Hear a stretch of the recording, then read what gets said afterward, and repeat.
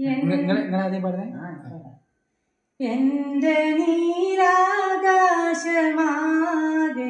നീ പറന്നോളൂ, എന്റെ നീലാകാശമാകെ നീ പറന്നോളൂ, എന്റെ നെഞ്ചിൽ മൊഞ്ച് കൂടിയ കൂടുവെച്ചോളൂ, എന്റെ നെഞ്ചിൽ മൊഞ്ചു കൂടിയ കൂടുവെച്ചോളൂ, മഴച്ചാറുമിടവഴിയിൽ